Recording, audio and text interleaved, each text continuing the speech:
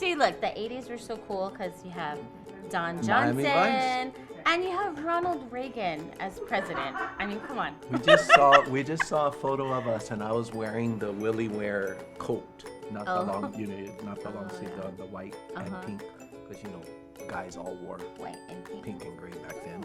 Brad didn't have a graduation party. He had a rite of passage. My parents had to kick you out of the house party. He got luggage for his graduation. Luggage for graduation and rites of passage party, not a grad party. Oh, look at Lisa. Where is Shannon, and she's still There's looks Steph. very much the See, same. Steph and I, we sat next to each other in homeroom. Aloha and welcome. Thank you for joining us on day 2 of HBA's Virtual Alumni Week. I'm Brad. And I'm Raph McDaniel, proud alumni from the class of 1986. Woohoo! Class of 86. Shout out. Reunion year this year. These are so We cool are going still. to have our own big reunion. I think. Not in person.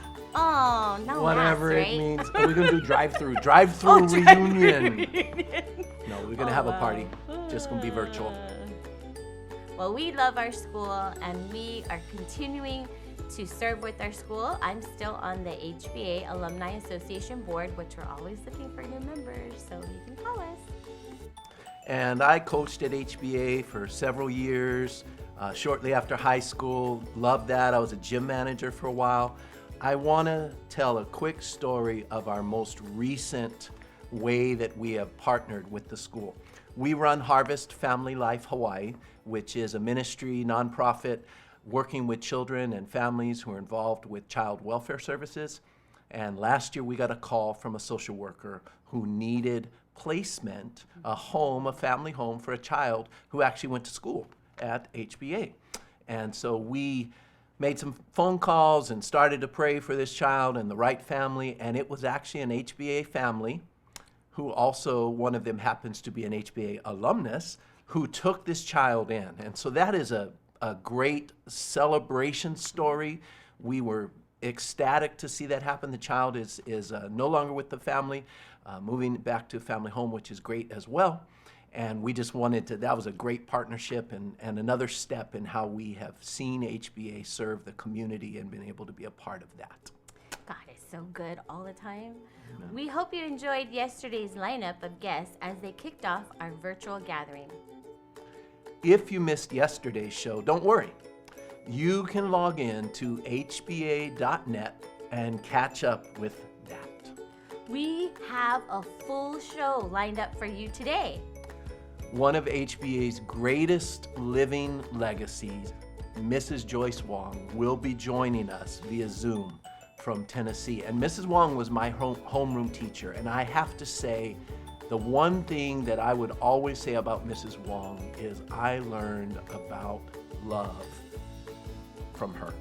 I have great parents. I'm not lessening that. But one of the things that I will always remember about her was I knew when I came to class that the teacher who was up there at the front loved me and loved Jesus.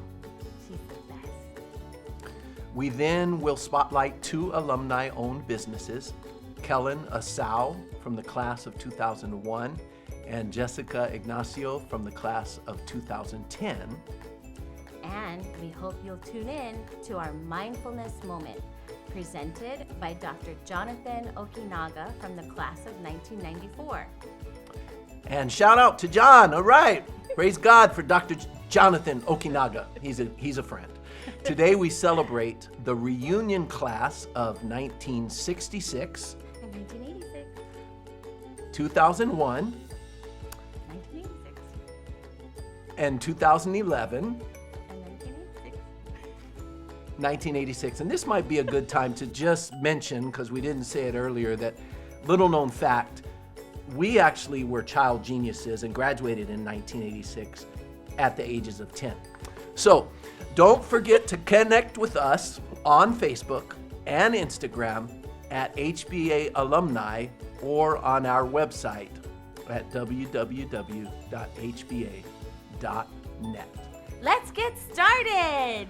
All right, we hope you enjoy your day today, and let's start it with a picture of Glenn and Renee Oyer, who are one of the 3 couples from our class who are now married. Glenn and Renee Oyer, and they both look the same now. Yeah, they really do. Have a great day.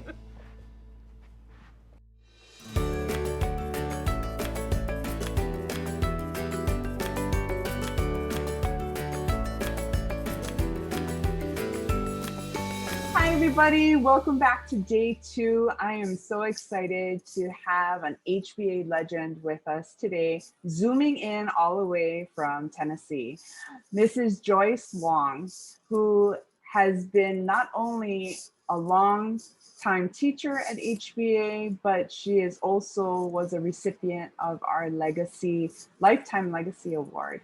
And so I want to welcome Mrs. Joyce Wong. Thanks for joining us. Thanks, Billy.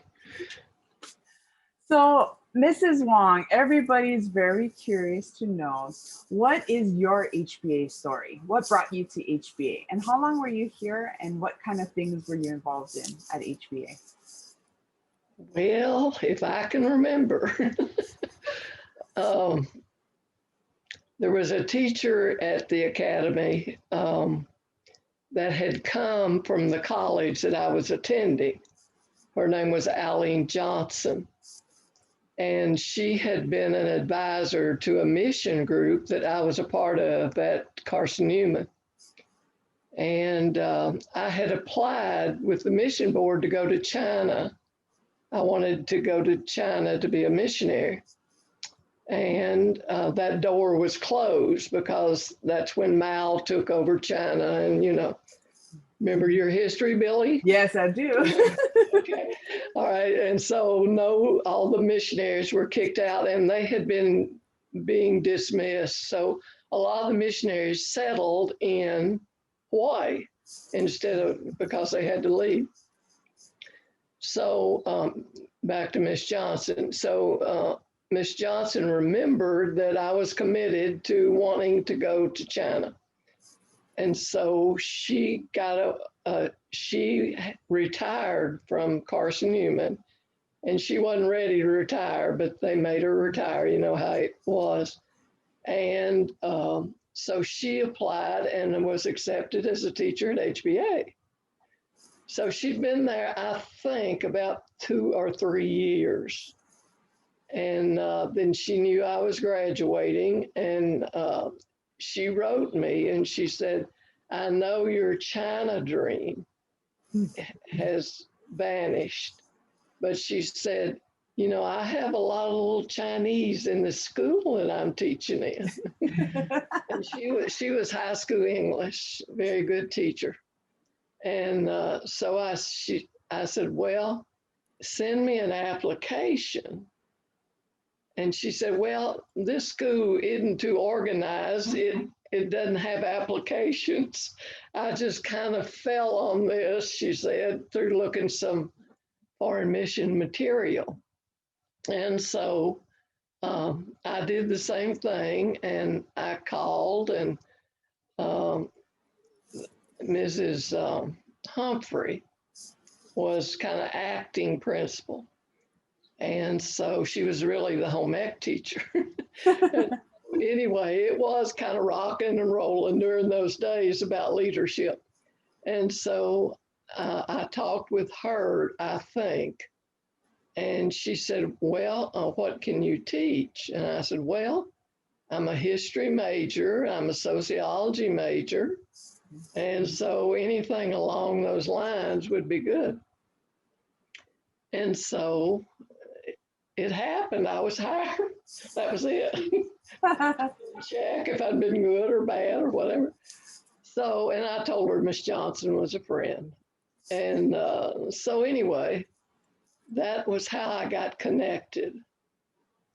And then, I don't know how long I can take here, but anyway, I had ear surgery that summer and I couldn't fly. And so I took the train across the country, and then I was going to get on a ship. I had all these reservations. And so when I got there, the ship was on a strike. And so I told the man, I said, you know, I've got to get there. I've got a job and all this stuff. And he said, well, you can't go on a ship. And I said, well, I can't fly either because I got this new patch in my ear and they said I couldn't fly. So anyway, I had $100. My daddy gave me $100 before I left home. And so, you know, hotels weren't like today, but they were more than $100, I'm sure. And so he said, well, you know, just spend the night in the hotel, come back, and we'll get you a plane ticket. And I said, well, so I just told the Lord that night, I said, well, I've got to go. I'm supposed to go, keep that patch intact. And so I got there and it was fine. I didn't have any repercussions. And my mother had given me a hat. And she said, Joyce, all kinds of people on the plane, all the women will have on hats. Now, where she learned that, I'll never know because we lived way back in the country. And so here I got off the plane with my hat. And Maureen King still joshes me about the hat. But anyway, I didn't keep it on too long. So anyway, it was Miss Johnson that God used to bring me to Hawaii. And then she retired from there and went to Vietnam and worked in an orphanage and finally retired back in South Carolina, I think. Wow. That's a story. Yeah. But the other thing was, and we were just talking about this, I Zoom with the Sunday school class at Nuuanu every Sunday, and Bev Matsuo's in that class. Uh-huh. And so we talked about this Sunday. It was funny, it just came up, but she said, everybody was saying how they were connected to HBA. And she said, well, she had a son graduate and her husband used to teach there. And I was just getting ready to tell this story, and she said, and really, Hitoshi's responsible for Joyce Wong being at HBA. And that was true because when I got there, they said all the social studies was filled and that I'd have to teach math and maybe a little science. Which, you know, I didn't even know the world was round, hardly. It was just, you know, I didn't like that stuff. And so Hitoshi volunteered to move to the math department and left his social studies position. So that set me right up. And then I met Maureen, and after that, you know, she ruled my world for several years. Oh my gosh, that's so neat. I had no idea. Miracle. So how long were you at HBA? I was there 37 years. 37 years, wow. Yeah. And a lot has changed, I'm sure, in those 37 years, how HBA has went through a major transformation during that time. Yeah, the last time I was there, I couldn't believe the improvements. Good, wonderful. So you served in many roles at HBA besides teacher. What other things did you do within the campus life to stay involved? Well, I tried to go to all the games. And of course, as it got bigger and bigger and bigger, I couldn't do that. But I was very involved with the basketball and, you know, those kind of things. When I first went, of course, we had nothing but a concrete slab over behind the wooden building, the barracks building. And we got 2 basketball goals put up. And I remember the first team we had, when we got in the league and we played Kamehameha, and the score was 88-8. Oh my goodness. So, you know, I try to encourage sports because I really love sports. And so I would work with that a little, and just as a cheerleader primarily. And then I coached bowling for many years. And that did well. I had some real good girls in there, real good girls. And I don't know, I guess just attendance at things. And I had a big mouth, so, I could yell good. So you may be remembered most for teaching Bible classes, especially later on in the later years. How did you live out the school's motto, Christ for all nations? Well, I felt like just by being there, with kids from,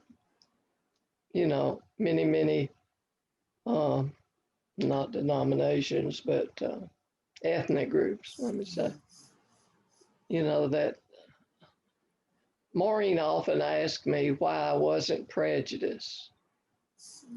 And I had to think about that a little because, she thought everybody in the South was prejudiced. And I had come from Kentucky. And, but she said, I never felt like you ever didn't like anybody. And I said, well, I'm a Christian before I'm a Southerner, and God taught us, to love everybody. And if I ever saw that in my classroom, I would call attention to the person that I felt like had said something that didn't need to be said. And that was private, of course.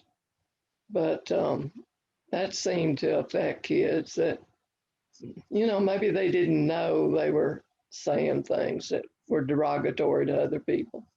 And it wasn't always just race, it was just, being ugly. You had also a very famous saying. You were very gentle in your approach, where you would go up to somebody and say, now be good. A lot of people remember you saying that. In 2014, Hawaii Baptist Academy recognized you as an HBA Lifetime Legacy recipient. What did that recognition mean to you? Well, I guess I was kind of floored. I never expected anything like that. And just to be there with Colonel Sagert's daughter, and I knew all he had done for the school. And the other recipients of other types of awards that night, well, it meant a lot to me. Yeah, it meant a lot. And I didn't ever feel like I needed to be repaid for anything at HBA because it was my life and I loved it. I completely agree with that. And I remember that night you had a fan club. There was a lot of people there in support of you. And that just goes to show how many people loved you and how many lives you touched. That was sweet. So life is a one-time only event. We have to get it right the first time. And that was a quote from a 1997 baccalaureate address that you gave. Tell us more what you meant by that. Well, young people, think they'll live forever, But the older you get, the more you know that this is so temporary. And what really matters is what's going to happen, when we're not here anymore. And so, and that depends on how we live here. And so we can say, well, I'll live the way I want to live for 25 years, and then I'll get serious about this. But, we are not promised 25 years. And I just wanted them to know that when they leave well, in those days especially, it was quite clustered, the school, you know, it was, we kind of had a tight rein on kids. And they needed to go out into life saying, I want to keep living, you know, the good life I've been told about all these years at HBA, and not just let that say, well, that was just some little school that, you know, wanted me to be good and not cause any trouble. Well, we wanted that too, but you know, so many times kids mess up before they even start to live. And then they will have to keep covering that up, or, you know, wishing they didn't do it. And it's not always what other people see, you know, it's what you know you are. And I feel like that's what I partly meant by what I said. Great. Okay, so I know you probably have a ton. You could probably write a book about all the different memories that you have at HBA, from the friends you made through the teachers, through all of your students. I'm sure you also taught generations of students too, as well as just the families and the parents that you know, love HBA so dearly. Can you share with us some of your favorite memories of HBA? Well, I do remember working with a lot of parents on, and this is when we were trying to get the school to, you know, advance and become what it is today. But like in the old school that I went into, those kids really had nothing to be proud of as far as buildings or athletic teams, or, you know, we had to create our own pride.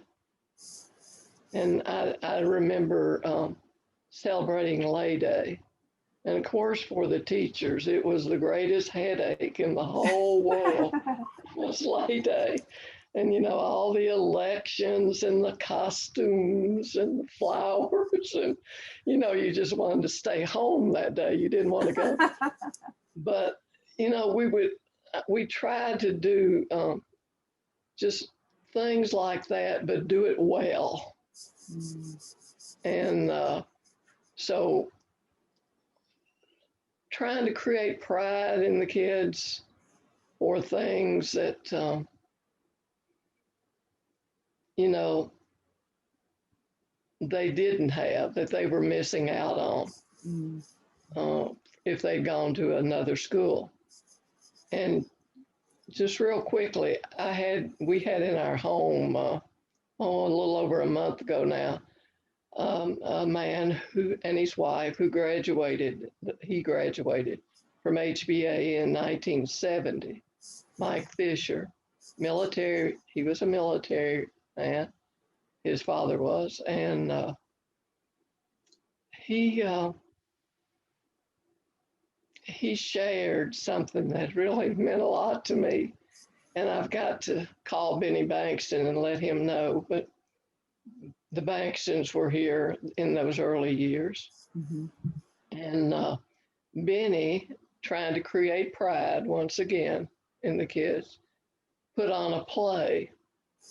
That was the first play that we'd ever had at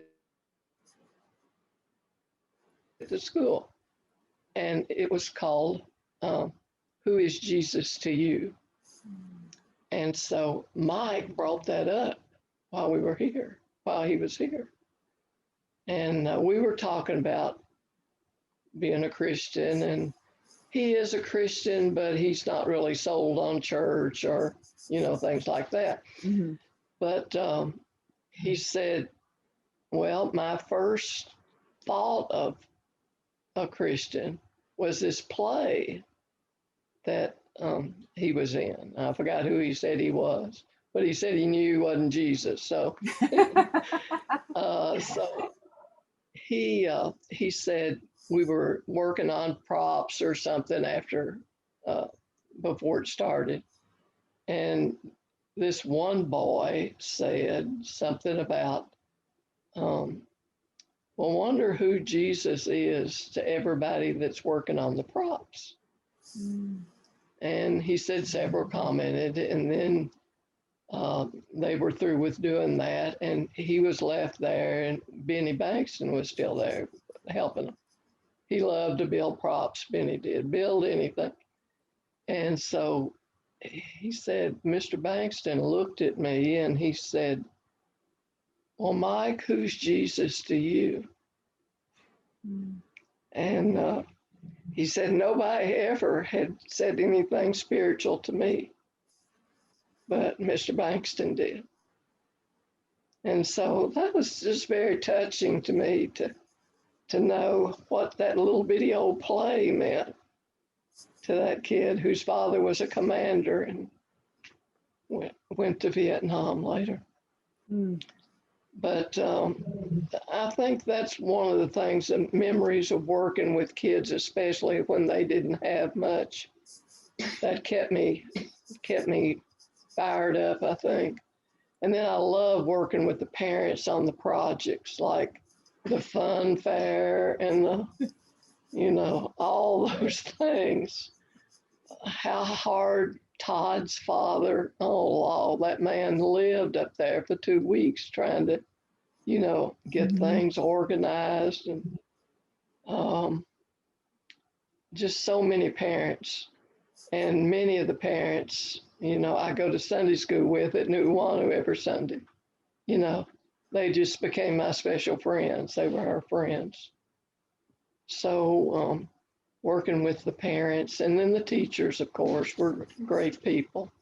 We didn't keep teachers in the early days very long because the salary was, just nothing. I think, I was trying to think the other night, I think my first salary was $1,200 a year. Oh my goodness. And Maureen and I and a teacher that came for the elementary from Texas, Candy Walling, we all three lived in that little brown apartment house there on Wilder by the fire department. And I think I asked somebody not long ago if that was still there, and she said, yeah. But we lived there, so we had 3 people that could pay that rent. So that was really a good one. And then I don't know how we lived. I mean, stuff wasn't real high then, I guess. Yeah, not like today. I mean, that was the kind of teachers that I worked with, that we would work together and, pool our resources, or Hitoshi Matsuo, volunteering to let me teach social studies. So I loved working with the teachers and the parents and, of course, the kids. And the first kid I ever had, I think you sent me a picture from the elementary, when you all were doing nice things for the math. And one of the boys was Abe. Oh, yes. Yeah, okay. Yep. I wrote him a note and told him this story. But when we got the class list my first year, we got our class list the first day of school. That's how, it was just really unorganized. But we got the class list, and my very first class was I think a freshman civics class or something. And I looked at that roll on that first class, and I saw all those names, names I'd never heard of in Kentucky. And and then I looked the first name. I said, "Oh, I got this one right. So maybe I can get through this." So I called Walter Abe. The whole class just fell out laughing, and there I was with my high heels and my suit. I said, "Well, what did I do?" Well, and he was real soft spoken, Walter was. And I think it's this kid's grandfather. And he said, "Well, I'm Japanese. And so my name is Abe." And so, they kept rolling in the floor and I kept getting redder in the face. And I said, "Well, you are going to have to help me with these names. I'm going to call the first name and you're going to call the second." And one of the kids was, I think, Thomas Kamahoa Hoa Hoa. So, so it went from bad to worse. But that goes to show, I'm sure too, like like you were talking about, the ethnic diversity in Hawaii compared to what you were used to probably in Kentucky. Right. Wow.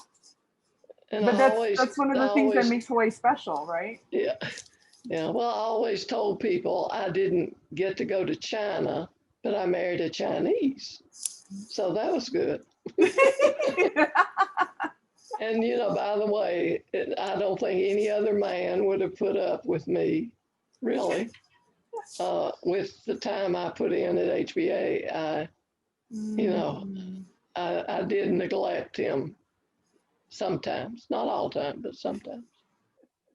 And I'm sure you are much aware of that in your marriage too. Right. Absolutely. So you've stayed connected with HBA after retirement, but tell us about what happened after retirement. When you retired from HBA, what did you do? And then what are you currently doing now? And then also talk about your involvement with the Mainland Advisory Council. Well, first of all, nobody knew I was retiring. I didn't tell the teachers. I didn't tell the kids. And then I went to the administrator and I don't know, was that Diane then? It might have been. I can't remember. Well, whoever. Mm-hmm. And I just said, I need to retire. And, but I don't want any party. I don't want anybody to know this. I just want to get out. But, my husband had died in February of '96. And I just did not feel like I wanted to teach anymore. And well,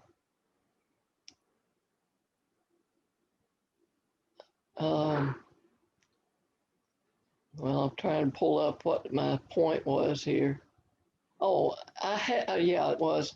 I really hadn't been happy with teaching or feeling like I was making any kind of impact. But I thought maybe it was because I was part-time that year that he got so sick. I went part-time. And so I thought, well, maybe I ought to teach a little bit more and see, but I really didn't have any peace with that. And so I just said I'm going to leave. And then within another month, I had decided to leave Hawaii. And some of it had to do with Jeanette, the friend that I live with. We were friends in college. And she lived in Florida and I lived in Hawaii. So we seldom saw each other. And her mother died here in Tennessee, up in Knoxville. And she had asked me when Arthur died what I was going to do. And I said, well, I'm going to stay here until his mother passes because we all live together. And she said, no, because I had always told Arthur, of course, he didn't know he would die before his mother, but he did. And so I just stayed there and she lived a few months later, and then she passed away. And by that time, Jeanette's mother had died here in Tennessee, and her father was elderly, and she needed to come back up here to be near him. Mm-hmm. And so I came home that spring break thinking I may retire, and we looked for a house and found one here in Etowah, which is a town of 1,500. And it's the foothills of the Cherokee Mountains, which are a part of the Smoky Mountains. So it's just where I wanted to live and who I would live with. I had 4 sisters still living. And I thought, well, which one would I live close to if I chose one? I didn't want to get involved in that. And, this is what we decided to do. So it's been good. That's great. It's been real good. And of course, I hadn't been involved in anything the past year, but I am very involved in my church here. Mm-hmm. But still, I've just been back 3 Sundays. That's all. So I'm not doing anything now. Just we're working in the yard, so I'm getting stuff done. I'm not doing it. I'm bossing. But isn't technology so wonderful that you're able to still stay connected, that you and I can have this conversation via Zoom, that you get to attend Sunday school at Nuuanu Baptist. Yeah, and watch church too. Yeah. Yeah, that's awesome. That's so neat as a way to stay connected to your family here in Hawaii, right? Yeah. And then also through your involvement with the MAC, you've been involved, and this year through the pandemic, we've switched from any in-person MAC. We didn't have a MAC week, but we got to Zoom with all of our MAC. And you did it was a wonderful meeting. Oh, thank you. And I'm so glad that folks who no longer are able to travel, whether it's health-wise or whatever the reason may be, this is now a new way for us to gather and still connect with such wonderful supporters all across the United States. And it's been great reconnecting with you, especially this past year. And I appreciate Jeanette for helping you with getting you set up on the Zoom. So that's been wonderful. Yeah, I'm still very challenged with anything like this. But it's good because, like you said, you just boss people around and they do for you. Well, hundreds of HBA alumni today testify about your lasting impact, about the impact that you made and the impression that you left on their hearts when they were here at HBA. My sister is an 81 graduate, and when I asked her who is her most memorable teacher, first thing is Mrs. Wong, without a doubt. So you've touched many generations. And with just through your genuine love and concern for them, can you share a special message or just a shout out to the alumni out there? Well,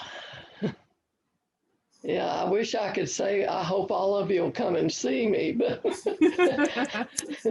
I don't know. But I have had several visits. The Fishers came, and Kimo Kippen, and Kelly Nishimura, and Amy Taruya.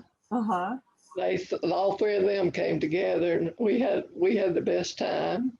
Rhonda Stewart and Betty Taylor.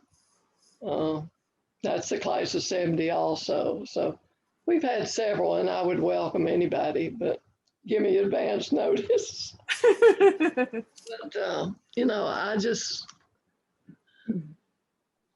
I just pray that everybody that I've ever taught learned what kind of life Jesus lived and to emulate him in their life. And life won't always be good and smooth, but you will be a blessing to other people if you live like Jesus lived. And so that's how I would challenge kids to live, even though some of them are kind of old now. But I think the teachers, it's hard always to just be this kind, gentle person and be a school teacher at the same time. You have to, you have to put your foot down. But I think all the teachers at the school, that would be their dream, that you would go from HBA and live a life worthy of what the Lord has given you in your education and in your good parents. And there's just no better life. I mean, you can be rich and just, be miserable. Right. But if you have the Lord and you live like Jesus lived, there's nothing better. And the older you get, the more thankful you have led a good life, because just even living a good life, your health breaks down, and what have you got? You've got money, but they can't always answer just what money will give you. But just be like Jesus. This has been just a dream for me to be able to have this time to talk story with you. And thank you so much for taking the time to be a part of our Alumni Week. You have been a blessing to me and to so many others. And I know folks are going to be tuning in to watch this interview because they love you dearly. And so thank you for touching so many lives and continuing to stay involved and supporting HBA. We love you, Mrs. Wong. Thank you. Love you.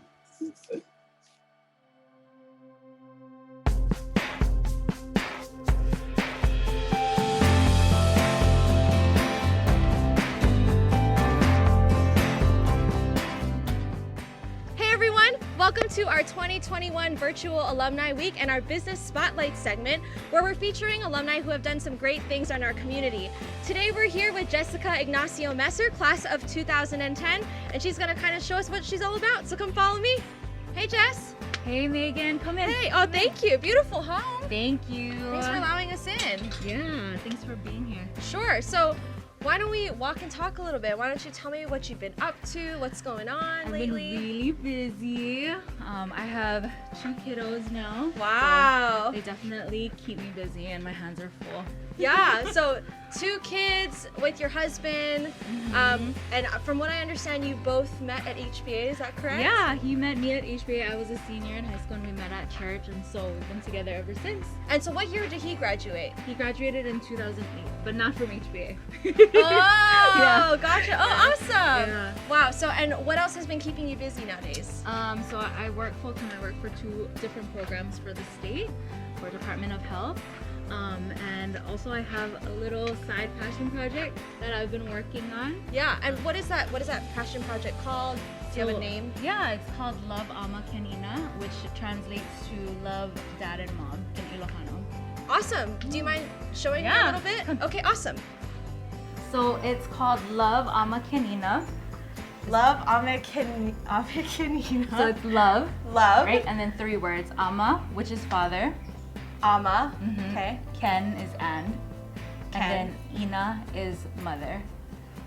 Love, Ama, Ken, Nina. Yeah. Okay. Yeah, exactly. Okay, Yeah, great. so it translates to love, dad, and mom. And this is an Ilocano language, is yeah. that correct? Okay, Mhm, which is, awesome. yeah, a Filipino language. Great. So do you mind just Yeah. kind of telling us the inspiration behind your business? For and, sure. So yeah. after I graduated from HBA, I was at that time, I was one of the full-blooded Filipinos at HBA, one of the very few, and I think being different from everybody else, it really made me question things about my culture and who I am, and made me more interested in where I came from. And so fast forward, I graduated from HBA, and then in college when I went to UH is the only school ever in the world that has a program for the Ilocano language, to learn the Ilocano language. And so I joined the Ilocano program, and I actually minored in the language and in writing. And so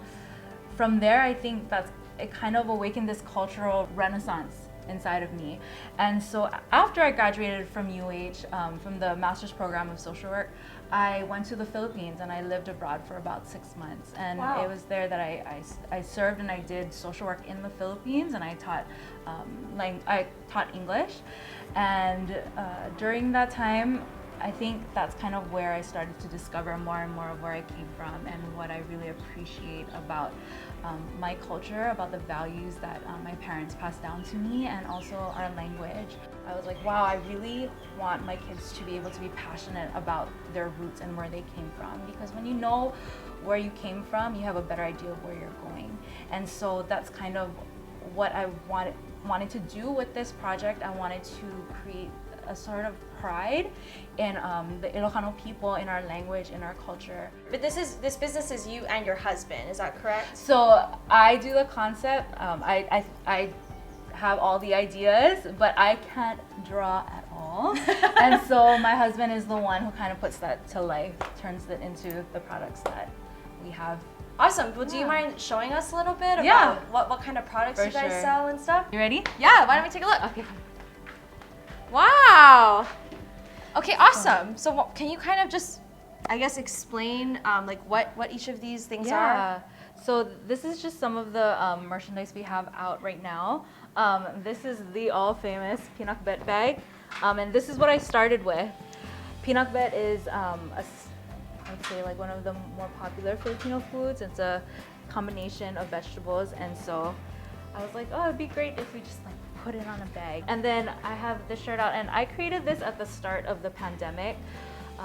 My mom is a nurse actually at Pukini, and she's retiring this year, but I wanted to kind of honor and highlight just our appreciation for nurses and for people who work in the medical industry, especially now during the pandemic. So the next product is my Agyamanak shirt, and Agyamanak means I give thanks, or thank you, loosely translated. And this was inspired by, you know, those grocery bags that say thank you on it. Or Yeah, mahalo? yeah, I can see that. Yeah. Yeah, and so I thought it's a familiar design. People know what it is, so even if you don't know the language, you can kind of assume what it means, right? Smart. And yes. so I created this shirt actually around Thanksgiving time to kind of reflect the whole giving thanks. And I see we have some lumpia Yes. down there. Yes. Hospitality. I told my dad, don't do anything big, but of course. It's so, very sweet. So Yeah, so- lumpia is a traditional. yeah, it's kind of the Filipino thing that dish, right? everybody knows is Filipino, right? In Hawaii too, right? In Everybody. Hawaii. Yeah. Yeah. So like, oh, you're going to a potluck. What are you gonna bring? Oh, I'm gonna bring lumpia. Yeah. Yeah. So yeah.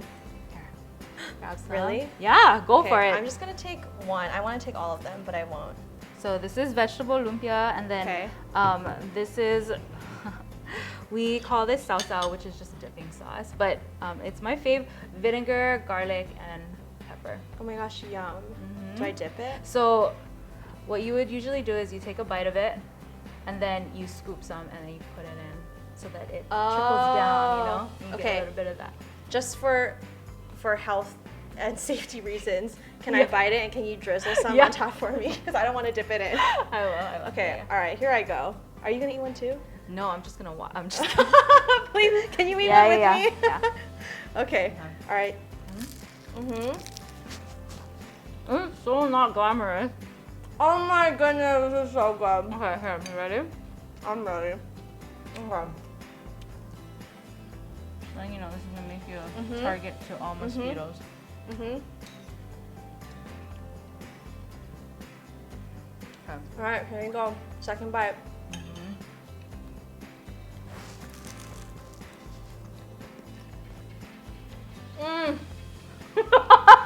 Tell your dad, on behalf of HBA, we need that recipe. Right? It's delicious. Yes.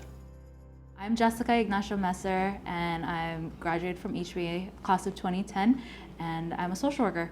Social work is such a broad term, and the best way that I can put it is I feel like social workers are chameleons, you know, and really what our heart and what our profession is to serve and to link people to things that will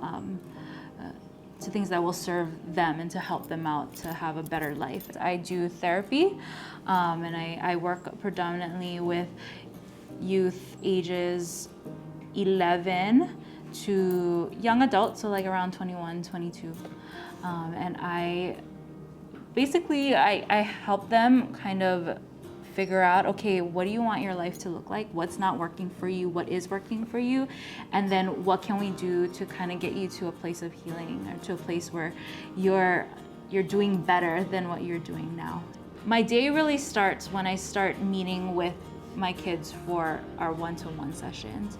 And so I see from like 1 to 3 kids a day, and our sessions can last from like an hour to 2 hours depending on what's going on for them. Every day is never the same, so I feel like that's kind of an exciting part of my job. It's fun, and I like that kind of environment. I think I realized that I like the challenge of when life deals you cards and you look at your card and you're like, gosh, this is not a good hand. I like the challenge of trying to figure out, okay, what can you do with that? How can we make you win? I mean, how can we win, you know? How can I help you to win at life? I think HBA really helped to set the foundation for my personal relationship with God, and giving me knowledge about the faith and about the Word. I think that has been the biggest thing for me, especially in the work that I do, because it's hard to go into darkness where there's a lot of hopelessness and not have real hope, not have true hope. And I think HBA has really guided me to discovering who God is and teaching me how to really grow in my relationship with Him. So if there's anything that HBA has helped me with or has set up for me, I think that's the biggest thing. I was in servant group, and the experiences that I had in servant group, those are also experiences that I consider that led me to the career that I chose, to social work, because we would go out, especially on the Leeward Coast, you know, on Waianae side. And it's funny because that's the community. Those are the communities that I serve now. So I predominantly work on the Leeward side. And so I think those experiences that I had in servant group, going out to the coast and meeting with people and really hearing their stories, those things have really made an impact on me and has influenced why I do what I do today.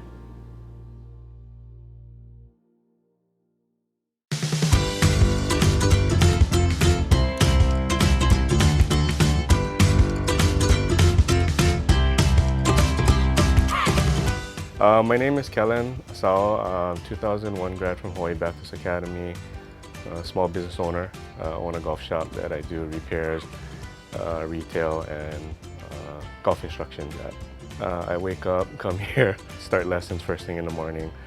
So just doing lessons here and there, doing repairs during the day. I really enjoy teaching, that's my passion, working with adults and a lot of juniors actually. So kids ranging from 7 years and up. I was actually a baseball player to begin with. My dad was the one that just played all different sports. So I guess one day they told me to try it. I wasn't really looking forward to it all that much, but here I am, you know, almost But 30 years later, you know, it's my livelihood. So it's a good decision, I feel, because golf is a sport that you can play forever. Growing up in high school and whatnot, we've always had debates with my other friends that play other sports. And they say, why would you play golf? And I said, golf is a sport that can never be mastered. So a bunch of my friends are bowlers, and they said, well, bowling can't be mastered. But bowling, there's a perfect game. Nobody will ever reach a perfect game in golf. So it's a lifelong game. Like I said, I've been playing it for over 30 years, and I'm still learning things till today. That's what makes it interesting. And we always say it's a lifelong sport. Yeah. I got into HBA in 8th grade. I had actually no intention of going there. I was supposed to go to Pro City, but my parents decided to try me there. And honestly, a good decision. I enjoyed it. I was there for 5 years. Played golf for HBA, played volleyball a little bit as well. Made a lot of friends, learned a lot. They taught me a lot of morals, and as a golfer, I feel like morals and everything, it plays a big role on the golf course. You know, with golf, there's no referees, so you're on your own. You have to make your own calls, call penalty shots on yourself, you know, help other people out to get them the right rulings. HBA just helped me, you know, to grow as a person, I think, on and off the golf course. Actually got couple of my golf coaches from HBA I still talk till today. Very influential to me. Lance Kakimoto, he also graduated from HBA. And Sterling Lee, he's a pastor now at First Baptist Church in Pro City. My favorite part about coaching HBA is just going through the program as myself, giving back to those kids the way that I felt I was, you know, the way that my coaches helped me. They were very impactful. So it's just good to be able to kind of continue that, I would say. I guess like a tradition, I would say, where my HBA golf coaches help me just to have fun out there. You know, it's not always about bottom line winning. It's about growing, becoming a better person and golfer at the same time. That's what I learned, and that's what I enjoy. You know, I wanted to help in a certain way, to a certain extent. I just felt like with my background in golf, I could help these other kids through my experience through HBA, through junior golf, through college golf, helping prepare them for possibly playing in college. Also just saying, you know, like I said, I've been golfing for over 30 years, so some knowledge that I might have, I can pass on to them.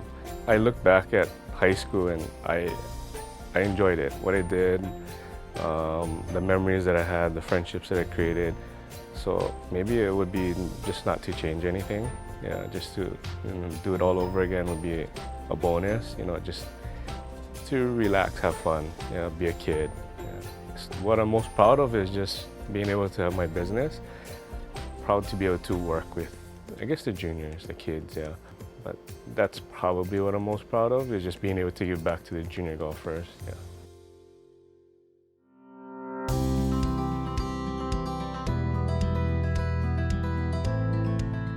Welcome to the 2021 HBA Virtual Alumni Meeting. My name is Dr. Jon Okinaga, and Billie asked me to share on anxiety for those who struggle with anxiety, for those who have loved ones who struggle with anxiety, some advice for you guys, and then some biblical solutions. But before I get into all of the information, just a quick disclaimer. The information provided on the video today is designed to provide helpful material on anxiety. This video is not meant to be used, nor should be used to treat, diagnose any condition. For treatment of anxiety, make sure to consult your physician. Dr. O is not responsible for any specific treatment or aftercare needs. They may require medical supervision and is not liable for any damages or negative consequences from any treatment, action, application, or preparation to any person reading or following the information from the video. So my lawyer said I need to do that, so there's that. So what is anxiety? Anxiety is a feeling of worry, nervousness, or unease, typically about an imminent event or something with an uncertain outcome. So basically what our whole entire nation have been struggling with since COVID started in 2020. And why is this talk needed? Well, 75% of 18 to 25-year-olds are saying they struggle with depression or anxiety, and 25% have actually thought of suicide. When I first saw this statistic, I thought it was a little bit inflated, but the more and more of my counseling practice that I saw, it's true. The anxiety numbers are just off the charts. And those who have actually tried or thought or actually been successful in suicide, those numbers are ridiculous. So for those of you who are actually struggling with anxiety, here's some top 10 practical hits that I've accumulated over the years and what I tell those that I counsel.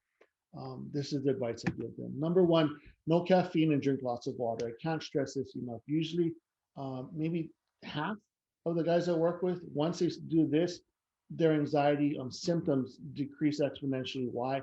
Because caffeine makes your heart rate rise.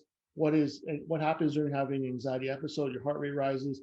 You have a hard time breathing. Your heart just starts pounding really quickly, which is compounds and leads to other of the physiological problems with anxiety. So just giving up caffeine has helped a bunch of the guys I've worked with. If you're one of those who starts off your day with 10 shots of espresso from Starbucks, this might be a challenge, but it could probably change your life. Number two, get adequate sleep. I got a weighted blanket. It helps a lot. Prices on weighted blankets have come down a lot. It used to be like $200, $250. Now you can find them at Walmart for like under 30. So get on a weighted blanket. It really helps with sleep and those struggling with anxiety. Number three, when I have an episode, I write about it, what time it starts, what triggered it, what I'm thinking, and then I write a Bible verse of prayer. And what I realize, it usually ends in 10 minutes or so. When you're struggling with anxiety, you think it's lasting for days. But when you write down the start time and the end time, what you realize it's actually a lot shorter than you thought about.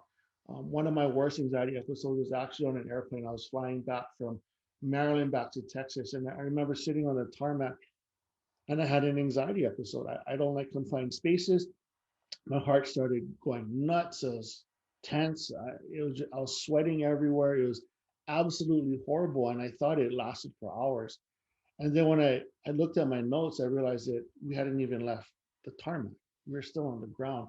It was a 10-minute episode, but it felt so much longer. So writing it out has helped me and the guys that I work with realize that it's usually not as long or as bad as we think it is.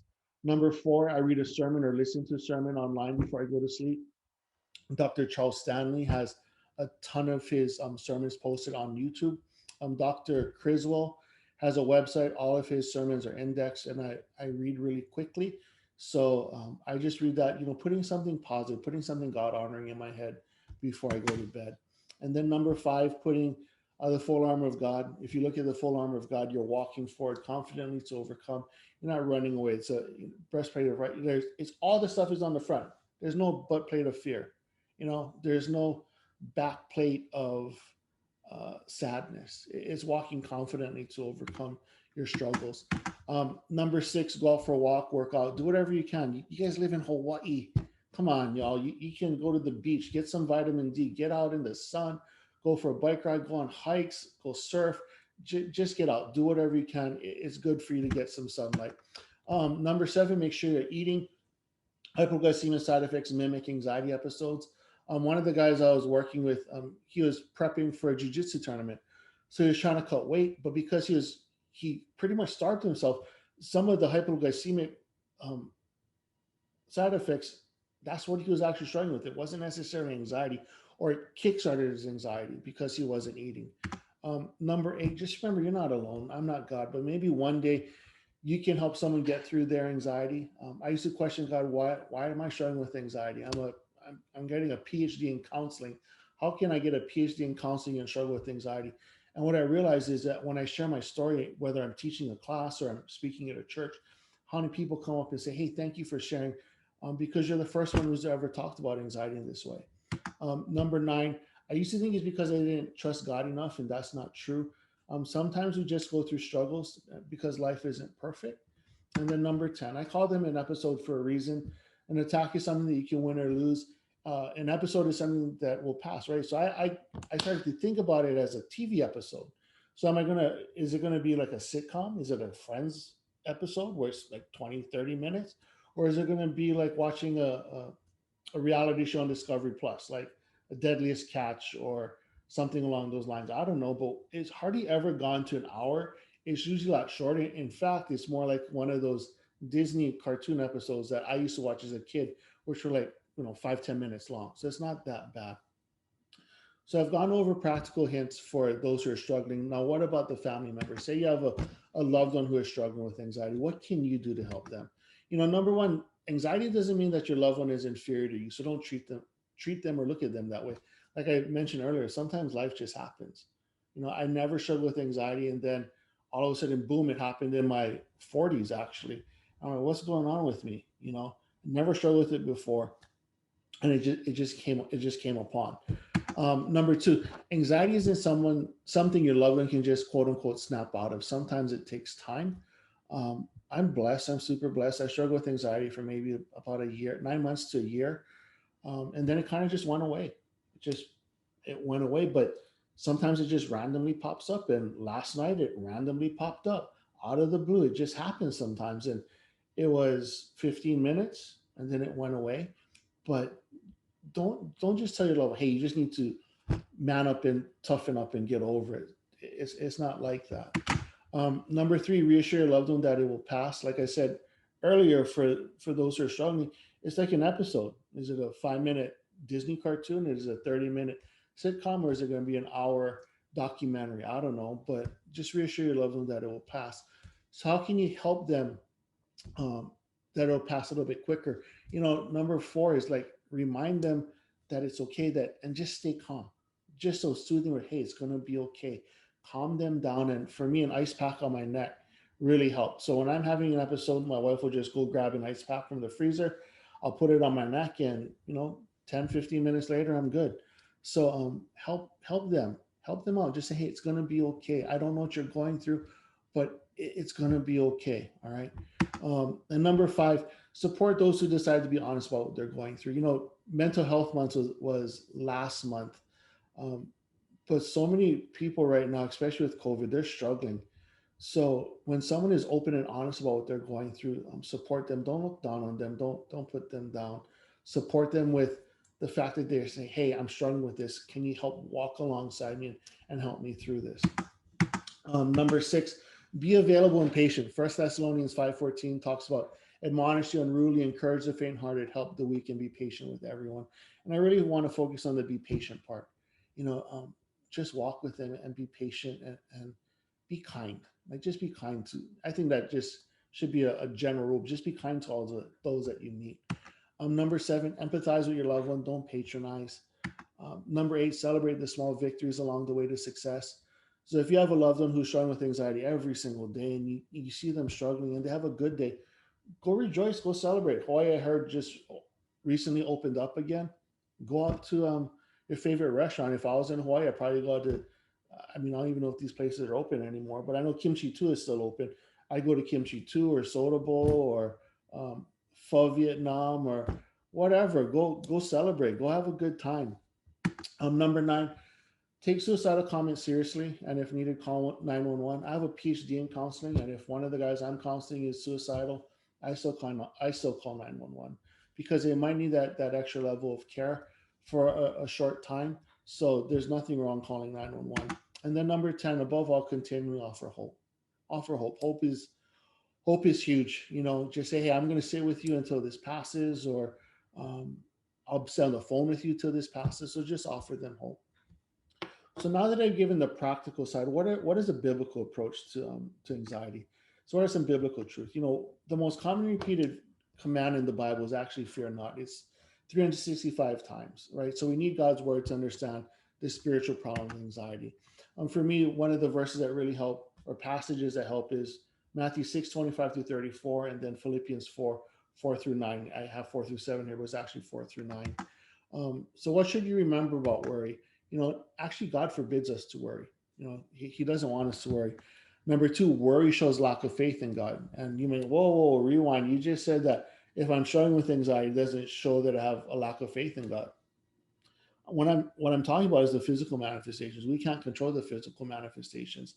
But after that, what are we going to do with our worry? Are we going to say, hey, God, you can't help me get through this? Or are you going to say, all right, God, I'm going to lay this at your feet? So that's what I'm saying. Worry shows a lack of faith in God. What are you going to do with that worry? Are you going to internalize it, hold on to it, and make that your identity and be like, hey, God, here it is. I'm going to lay this at your feet. Number three, worry damages the body. Some people stop eating, some people eat more. I'm in the group that ate more when I was struggling with anxiety. I'm still struggling to lose that weight. So worry does damage the body. Number 4, worry wastes valuable time. So how do we overcome anxiety? What is the biblical approach to overcoming anxiety? So we're going to use Philippians 4:4-9 as the basis. And the first is biblical prayer. All right, so this isn't an average prayer. It is highly specialized. Paul mentions prayer, supplication, and request. So this prayer also contains what I believe is one of the key components in overcoming anxiety. And it's the phrase "with thanksgiving." You're saying I'm supposed to thank God for my anxiety? Absolutely. Thank God for the struggle, because what you're going to realize is that you already realize you can't get through it on your own. So why don't you lay it at the feet of Christ and that have God help you overcome it? Okay, so that's what I'm saying is, God, thank you for these anxious thoughts, because I realize that I'm trying to overcome it in my own power, but I'm going to choose to give it to you. I'm going to choose to lay it at your feet. And through trusting in you, I know that I'm going to be able to overcome it.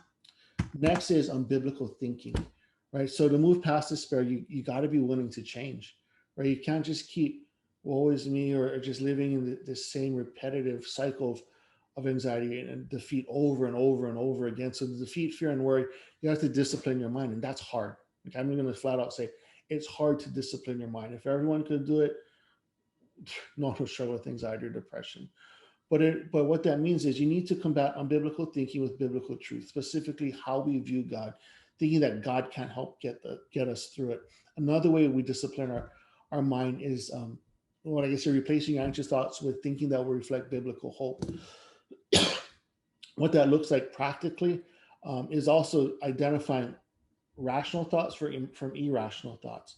So one of my struggles with my anxiety was one of my worst episodes ever. I was at my sister's house and I was watching something on Discovery. You see a theme. I love Discovery Channel.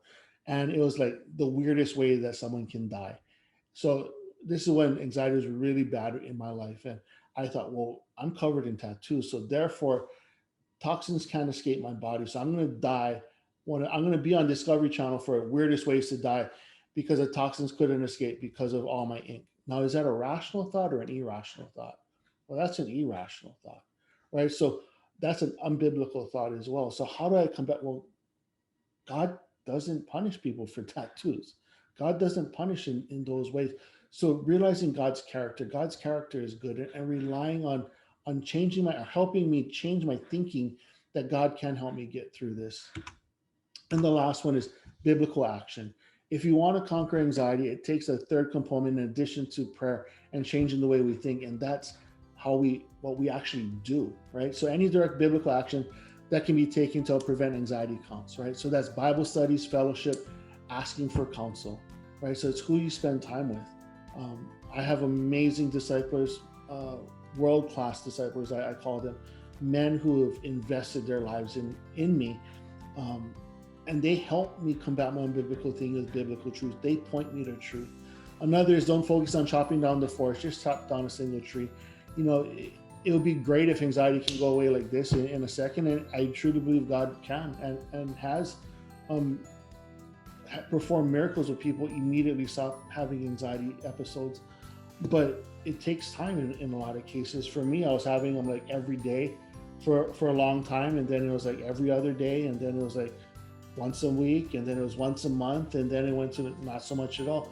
But I didn't get to that place overnight. It took time.